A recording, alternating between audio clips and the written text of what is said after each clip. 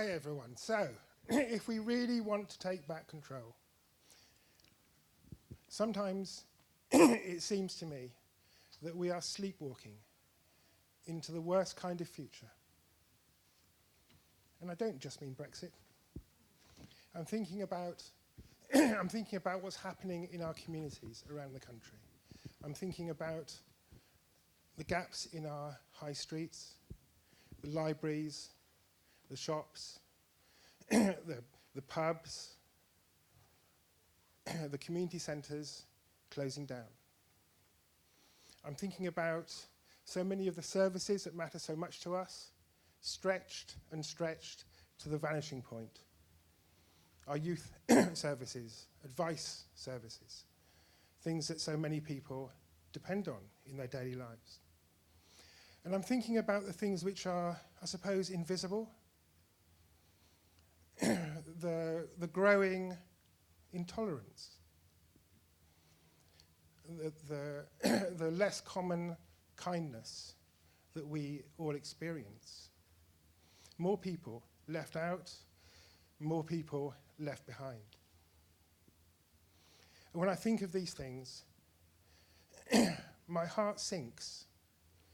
This is not the kind of future that I want. And I also think that we're not in control. We're not in control of things at a national or international level, of course. But we're not even in control of the things that matter to us in our own communities. Too many decisions taken by people far away who don't know us, but who think they know what's best for us. And it saddens me. It makes me feel that we are heading bit by bit, step by step, often without even realizing it, into more of an us and them world where some people hold power, but not many. And for most people, they are left without power, without control, frustrated. And is that how it's going to be? Is that how it's always going to be? But this is not Project Fear. I know from seeing this all around the country that there are so many people who have the community spirit who are trying to work in another way. And I also know from studying what's happened in the past that things can be different. And so in my most despondent moments, I pick up this little token. And I've got it here. And on one side of the token, you can perhaps see it in the picture. Can you hear me okay? Yeah. So on one side of this token, there's a date, and the date is 1796, so more than 200 years ago. It was a time of national crisis. Britain was at war with France. There had been a series of bad harvests, and the crops had failed, and there was a shortage of bread, and many people were going hungry, and some were actually starving. And there were the inevitable responses. There were riots. There was protest. There were what were called bread riots. 100 places around the country. Angry people stormed the marketplaces and the local mills and the warehouses. And there were many arrests, and even some of the protesters were executed. There was also, not just protest, there was also philanthropy.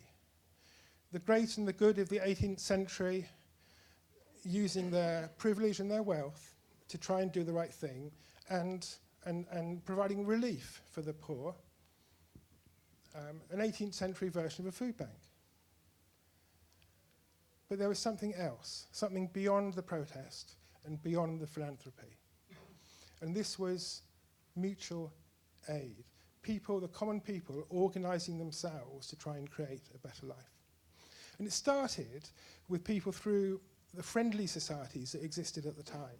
Small groups of people coming together, pooling what little money they had, and they decided that they could buy grain in bulk, cut out the speculators and the middlemen, and make food more affordable for themselves and their families and their communities. And so flower clubs were set up all across the country, particularly in the north of England, hundreds and hundreds of flower clubs, people organising themselves cooperatively to buy grain and get by. And this worked really well. And then some of the people involved in this thought, this is going well, we can go a step further. We're buying the flour, and we're sending our flour to the local mill to get it ground. And that's costing a lot of money. So why don't we build our own mill? And they did.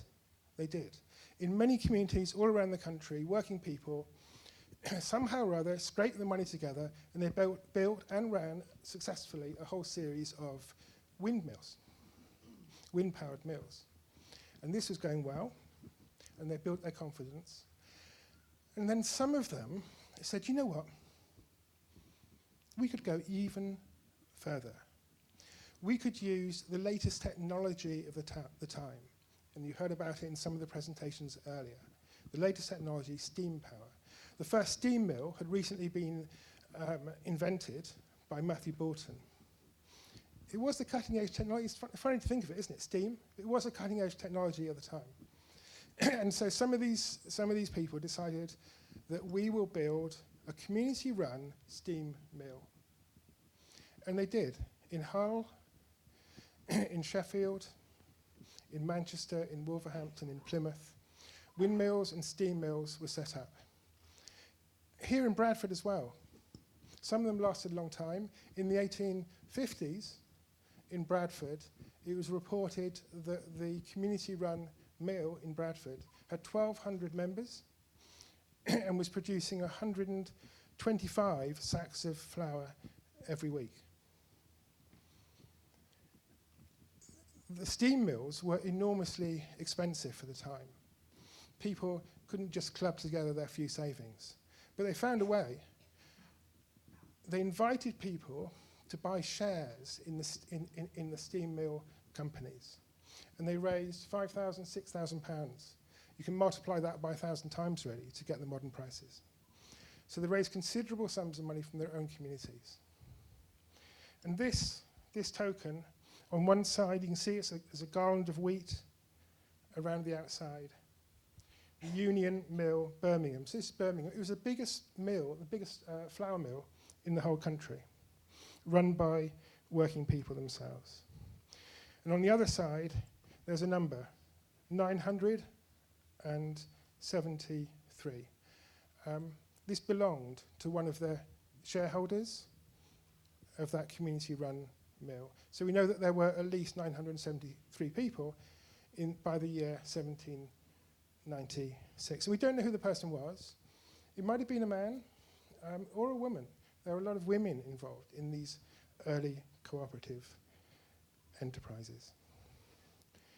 So I told you a bit about this, I find an amazing story in the most difficult circumstances of people coming together with these big ambitious projects, building these community-run ventures. And it's not an isolated example. I've written a history of community businesses going back hundreds of years. And in fact, Power to Change, who sponsored the history, are here today. And as a little bonus for you, they're giving away free copies. So they bought 300 with them, and they don't want to take any back. So as you go out, you should be able to pick up a copy.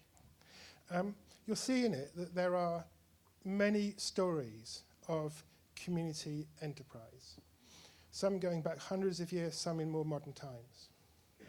And just to give you a little flavour of them, just down the road from here in Bradford, in Pudsey, on the edge of Leeds, in the 1760s, so even before this flour mill, there were a group of women in that community who created the first coloured paper manufactory in this country, importing some technology from Germany. And the men in the community tried to take over and run it, And the women stood their ground and they said, no, this is something we're going to run, and we're going to make sure that all the surpluses that we generate from this enterprise, because it will be successful, will be reinvested in the women who are old and infirm and struggling in our community. And they did that, and they ran it for many years, selling this much admired coloured paper for use in bookbinding and all sorts of other purposes all across the country, and getting the men to act as the salesmen in places like Liverpool and Bristol and so on. And that was one success, and there were many others. In the 1840s, during the great Chartist campaigns for widening universal suffrage, to give the vote to many more people, there was an attempt to set up a network of Chartist villages to emancipate people from the horrors of industrial life. And something like 80,000 working people from places like Bradford and Nottingham and so on across the industrial north were subscribers to this project, contributing a shilling or sixpence a week, trying to create a better life for themselves and their fellow citizens. And one more example, in the 1930s, in the period of depression, the Great Depression, in South Wales, in a place called Bryn Mawr, a community that was, a coalfields community that was particularly hard hit by the unemployment and the poverty. There was a community business set up there too, and it manufactured furniture to such high quality. They ended up opening a showroom in a fashionable part of London, just off Oxford Street, in order to market it, and it was enormously successful, right up to the Second World War, when it was only the war and the inability to import furniture, wood for the furniture, that put a stop to that fantastic enterprise. And then since the Second World War, there was a renewed momentum for people organising themselves in communities to bring about the changes they want to see, and bringing not only social ambition but also that entrepreneurial instinct. And a lot of that came from immigrant communities. There had always been wave after wave of immigrant communities in this country, Jewish and Chinese and Caribbean and Asian, and each time they brought their entrepreneurial instincts and set up community businesses of all kind. There were community development trusts from the 1970s onwards, right across the country, particularly in Scotland, but elsewhere in England as well, taking land and buildings and bringing them into community ownership. And in the most recent years, we've seen this really revival of community-run pubs and community shops, particularly in rural areas, community land trusts, community energy schemes, and so on. Almost anything that matters to local people, there's some version of a community enterprise, a community business that is trying to find a way forward and bring back control into community hands. And it seems to me sometimes that this is not something that is accidental. It's not something which is periphery. It's something which almost feels part of a human condition. Ed Mayo from Co-ops UK has written a short history of cooperatives and mutuals, and he's described how over many centuries across the whole world, across so many different societies and cultures, this community enterprise spirit has taken root and has flourished, often flourished despite great vicissitudes, sometimes despite repression, but nevertheless it seems to be unextinguishable. So it seems to me, I'm not pretending this stuff is easy, it's not easy. We've heard today about the enormous challenges, for example, of technological change. We know from the example of steam power how, yes, the people in Birmingham and elsewhere harness steam power for social good, but we also know how it's fueled how it powered the Victorian factory system, and how that, of course, made some people enormously wealthy. It did generate great wealth, but it left many people in worse place and destitute. And that could happen so easily with the technological changes that we're seeing today. But perhaps this example from the past of the Union Mill in Birmingham can give us some hope that people can find a way to harness technology for social good. They did then. Perhaps they can now. And it also gives me hope that if whoever it was, number 973, this anonymous person, and all his or her colleagues, in such difficult time, were able to do something as ambitious as this, and knowing that it's happened in many other times in this country and around the world, then perhaps that can give us heart that we might imagine a future, a more hopeful future, where things feel a little bit less outside of our control, where that community spirit can be revived, and bring the confidence and the pride and sometimes prosperity that goes with it. And I do feel hopeful about this. In Scotland, 2/3 of the Western Isles are now in community ownership. And this has happened within less than 20 years. Imagine what it might be like if here in Bradford, 2/3 of the public facilities in Bradford were in community ownership. How would that feel? Could that be possible? It won't be easy, but I think we should take heart from what has happened elsewhere, what has happened in the past. What's happening here in Bradford now, there's some great examples in Bradford. The Carlisle Business Centre would be one of them. I know about, there are many others. Could we do more? This, it seems to me, is the way to take back control, not to look to faraway governments, to populist politicians to do it for us, but to look to ourselves, to us, the common people, and really take back control. And so, to finish off, all together, let's really take back control. Join with me. Let's really take back control. Thank you.